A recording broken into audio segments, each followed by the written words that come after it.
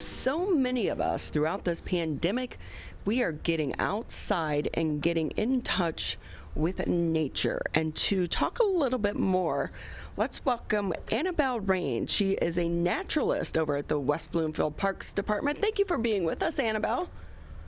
Thank you, guys. I always love that room because it's so fun and it's just so engaging as well. Thank you. Yeah, so it was just recently done last year. Hopefully again one day we get to have you guys come in and enjoy it. But until then, yeah, you can see it through the screen, and our critters that we have living here love it as well. Well, I like the critters there, not on my back porch. A friend of mine posted a picture on Facebook. They had a raccoon out on their back porch, and everyone has Ring cameras right now, and it was this great still shot of this raccoon like, "Hi, let me in. You have any food?" That sounds adorable. Yes, they are definitely our neighbors. They're always out and about, and they're very curious critters. So, Annabelle, I have to ask before we kind of jump into your job over there at the West Bloomfield Parks and all the fun things you guys are doing. You actually started your position just before the pandemic. How has it been going? It's been an interesting ride. Yeah, so within my first week of starting, every quarantine started, and we started working from home and doing only outdoor programming. It's been a great experience learning to adapt to something like this, and luckily I have a great staff working with me and a great supervisor. So it's been a really fun adjustment, making everything outdoors. Luckily, that's where we're most comfortable. So for us, it was an easy adjustment. And we've got great programs too that we've been working on now that hopefully can get people outdoors, since indoor options just aren't what people are looking for these days. Yeah, no one wants to be indoors right now. So with that, we talked to members of your team quite often throughout the pandemic, but you guys have so many great programs, and they are changing quite often as well. So any new ones coming up right now? Absolutely. So right now, our programs, we're in the winter season. So if you want to get more information, you can go and look at our winter guide that's online. But yes, our other naturalists are working really hard on our public programs. A really exciting one we have coming up is the Coyote Song Hike. So that's an adult program that is within the first week of March. And it's the opportunity to go outside and hike with the naturalist to learn about coyotes. They are a predator that usually has a bit of a negative stigma around them. So this is a great opportunity to learn about why they are so important to our environment and habitat. And it's also breeding season for them right now too. So there's always the opportunity on the hike to hear them calling to one another in the night, which is a very exciting opportunity. And you have the naturalists there, so you're nice and safe, and coyotes are our friends, not our enemies. That is so fascinating, because we are seeing and hearing so much more about coyotes recently. And I don't know about you, Annabelle. I've been fascinated with the story of the little dog that was stuck on the ice down off of that little island in the Detroit River. And they didn't know how to get to the dog.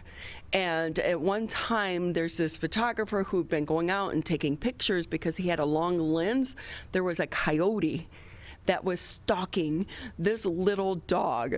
And so every day you were checking like, don't get the doggy, don't get the doggy. And then this past weekend they did a big rescue, and the coyote, for whatever reason, went past the dog. So, but we know that coyotes do attack dogs. We've had it happen quite often here in our area.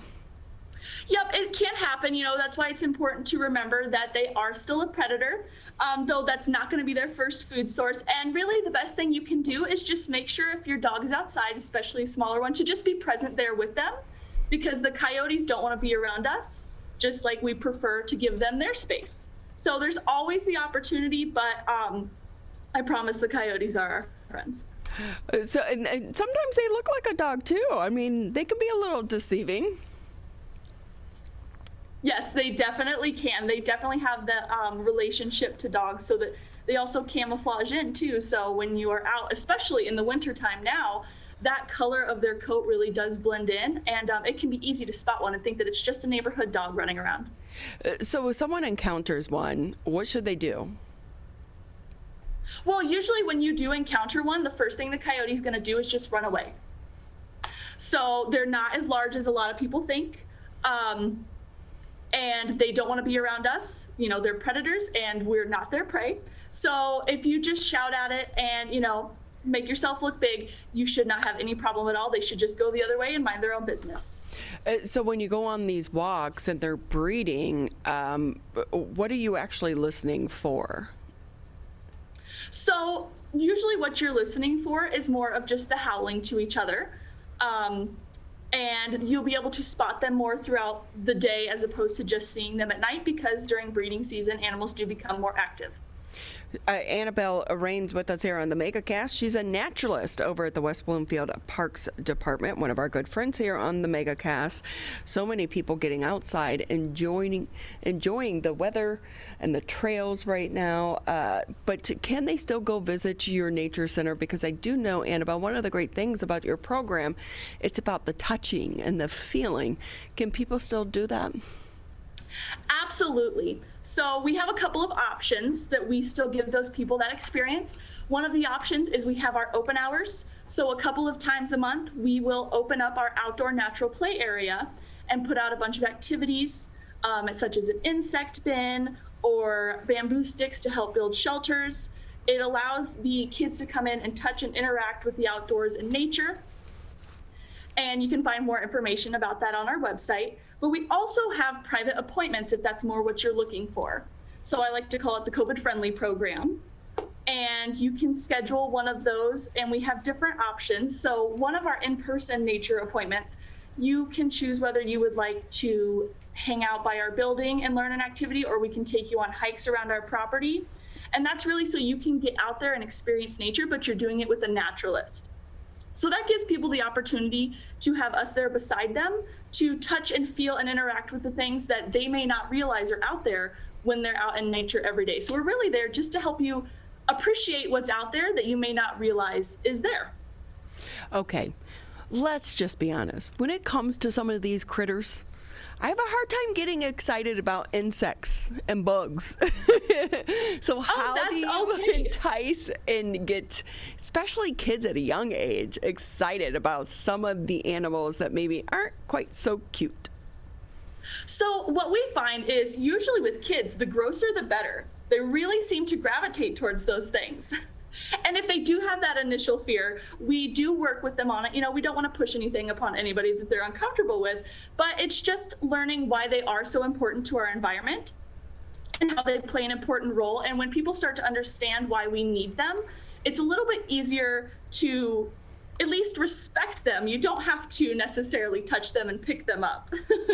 And we always try, when it's warm enough outside, to bring a critter outside. Because we just want to start that connection with nature. So we actually have our Earth Day coming up in April, and it's a really big, one of our special events, and we always have live animals out from our nature room.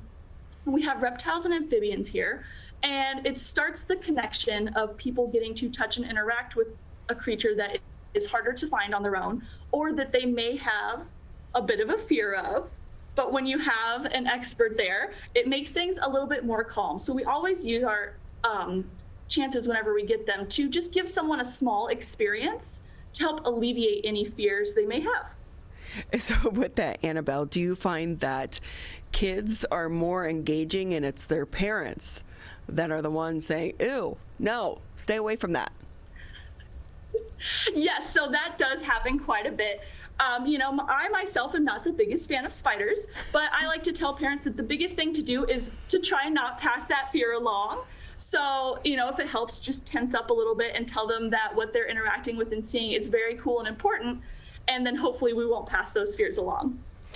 Annabelle, I know you're pretty new to the job still, and you were in the middle of a pandemic and trying to not only learn a new job, but also learn the area.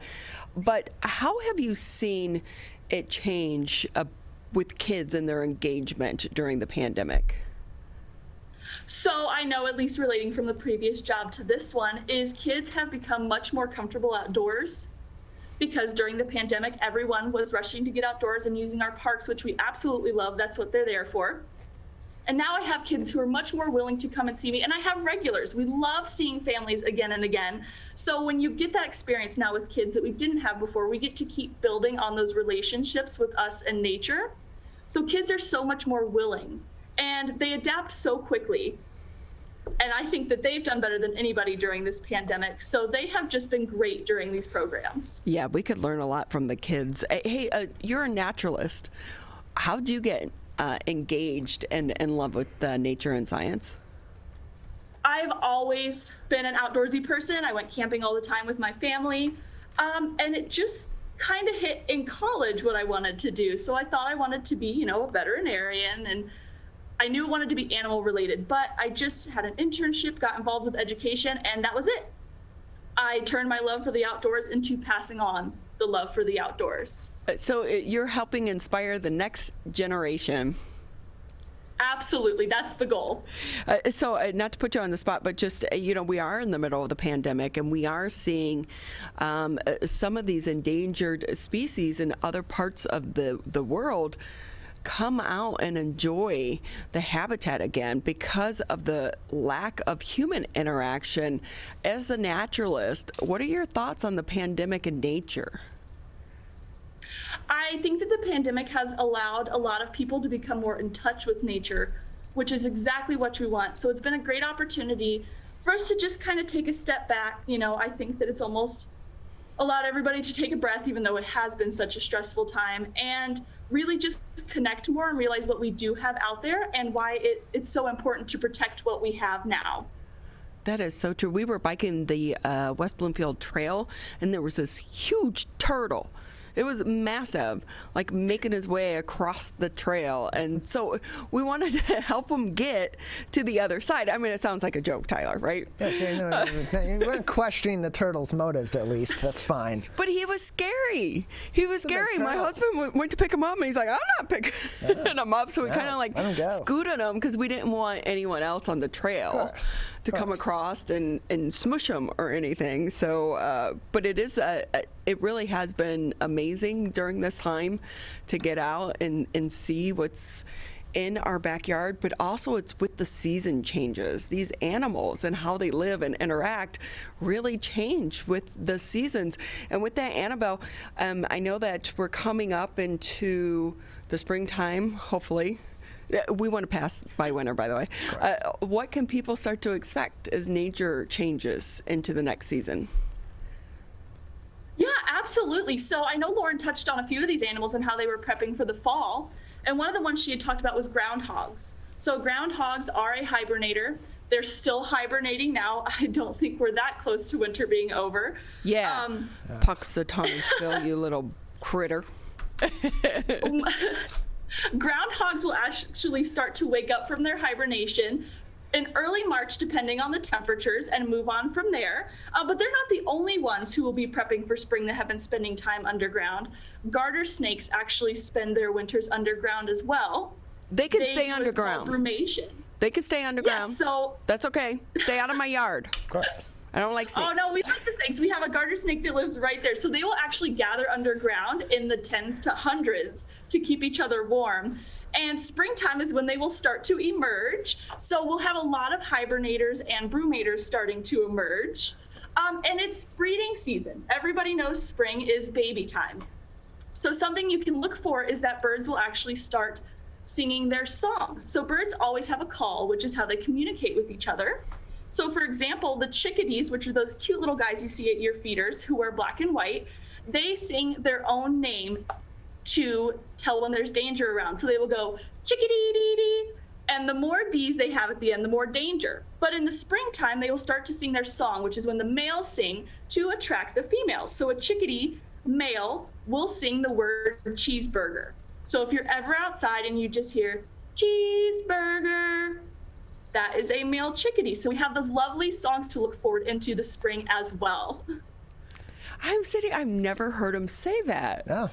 We've had a lot of cardinals around our house this year too, and we were like, wait, which ones are red and which ones are gray? Kind of, right?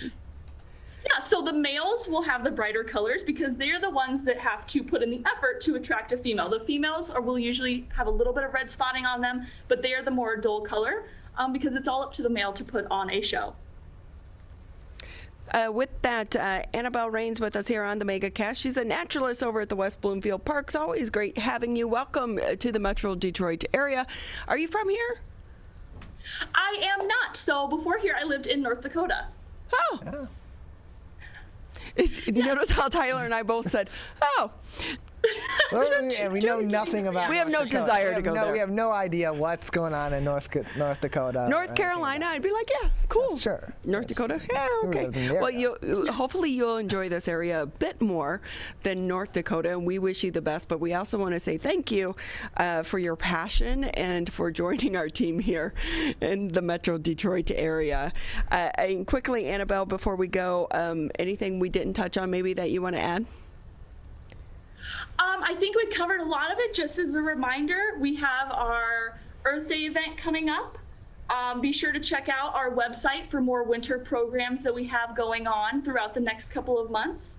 And if you feel interested to come and explore the area and you want a naturalist to join you, just feel free to schedule a nature appointment, and I would be happy to give you a personally guided tour of some of our park properties. You know what's so fun about that? Because you can go out a million times by yourself, but when you go out with someone such as yourself, you see and you experience it differently. So we're so lucky to have you and the team over there at the West Bloomfield Parks Department. Thank you again for being with us.